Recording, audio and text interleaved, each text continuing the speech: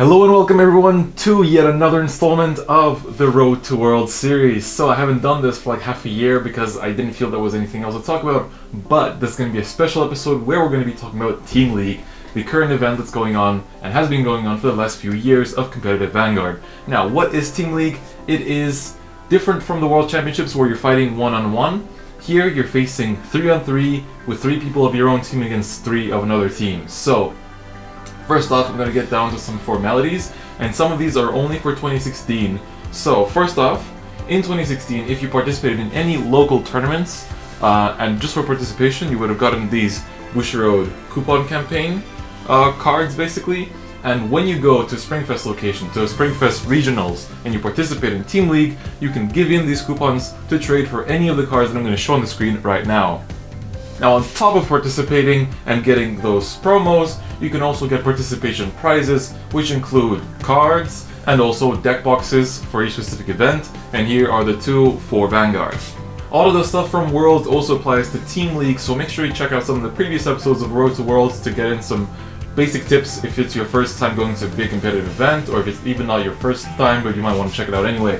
But I think I've mentioned this before, but it is a good idea to print out and fill in your deck list sheet in advance so you have it there as soon as you come in, because sometimes they ask for deck lists as a participation requirement. Sometimes they only ask for deck lists for the top 8. So it depends on the event. In Germany, sometimes they don't ask for deck lists, in other places they do, so it depends on your location. Another thing that is only 2016 exclusive for now is the top 8 pin that each team will get for reaching top 8. And we didn't have these before in any of the other team leagues, so usually they just give prizes to the first 3 or first 4 places, but now even top 8 get a pin. Now, getting down to some of the more general formalities of Team League. First of all, you are a team of 3 people, and each member of the team must use a different deck.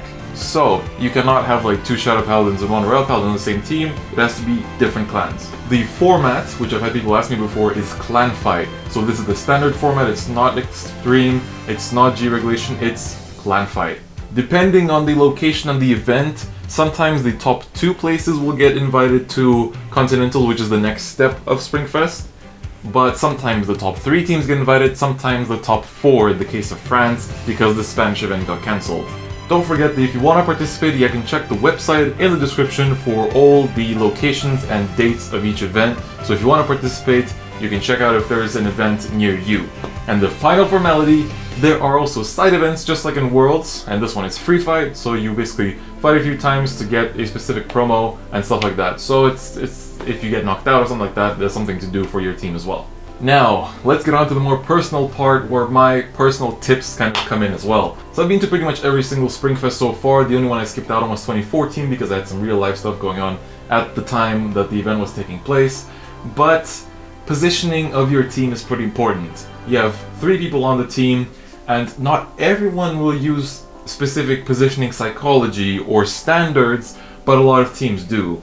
The first player tends to be the ace / the one that plays the aggressive deck. So you might see stuff like blasters or shadow paladin, stuff that has a pretty high win rate and is pretty aggressive. So usually the ace of the team tends to go on the first slot. The second slot of the team tends to go to the person that's playing something well-rounded. It could be control, it could be aggro, it could be something in between. So it could be stuff like OTT, it could be Link Joker, it depends. So this one's kind of a iffy one, but the third place usually plays a control deck like Kagero or Narukami, but sometimes they might put the one-trick pony in third place as well, so they might give it like Spike Brothers or Nubatama or Tachikaze, so look out for that as well. However, like I said, these are not absolutes. Some people might put the control Link Joker in first seat to counter the aggro-heavy blasters that are expected to go into first seat, so you can kind of play around with like the mindsets of teams and see where you end up. So some teams will obey these standards of the lineups, but they're not really standards, they're just kind of what seems to be popular. But some teams will not obey them at all. It's also a really good idea to have a balance of decks in your team. So not all 3 of you are going aggro, like you don't have like Shadow Paladin, Royal Paladin, and Spike Brothers in one team. You have a kind of a balance of control, aggression, and something in between. And then if you play all 3 control, then, you know, not all control decks are super good. Even Link Joker can just die to something that outspeeds it. So be thoughtful with your team lineups and with which decks you use. Now, not a lot of teams have captains, but some will, and those captains tend to go in seat 1, but sometimes in seat 2. Because captains tend to be the aces, they tend to be like the person that got the team together, the person that's there to encourage the team, to motivate the team, to never let them give up. And sometimes they'll go in seat 1, but there's also a seat 2 that they can go on, because then they have immediate access to both their teammates, so in case they see that their teammates are going on tilt, they can give them positive vibes and encourage them, because don't forget, you're not allowed to talk to your teammates during the thing, because that can be seen as active coaching and stuff like that. So you can't talk, but you know, as long as you're there cheering for them, that's already a lot, because most people can sense that stuff. If you are adapting the captain thing and you do have a captain of your team, that person should be somebody that knows the team, both players of the team well. For example, if one of your members you're really good friends with, another one you're really good friends with, but the other two aren't exactly good friends, then you're there to connect them and to help, and in case they need to rant or they need to chill out for a bit, you're there for them. That sounds really sloppy. But basically, captain needs to have a good morale, and that's usually just, it's a good thing to have. It's same as in sports, same as in anything that has to do with teams. However, there can be cases where you might have somebody who's not exactly the super encouraging person, but they still want to be the captain really much, and it's not a bad idea to let them be captain either, because chances are they might have some hidden potential. Again, just like with lineups, the captain thing is not a definite. Some teams adapt it, some teams don't. My team personally does, and it's a fun thing to add, but you know, you don't have to. This is just kind of a thing that can happen. So some teams will have captains and assigned roles of the team, some won't. They'll just be 3 friends that are there to have fun, so you know, anything can happen. Finally, when it comes to the opponent, do not be an ass. Seriously, be nice to your opponents, whether it's win or lose. Be respectful, say thank you for playing the game, shake their hand, whatever. Just be nice to your opponents.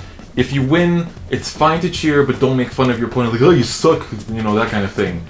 Be nice, no matter win or lose. If you lose, don't get angsty, don't start trash talking. Just be nice to your opponents at all times. And if you're a captain of the team, make sure your teammates do the same. One last final note is, do not get discouraged if you lose. And especially if you lose and your teammates are still fighting, do not start pressuring them to win.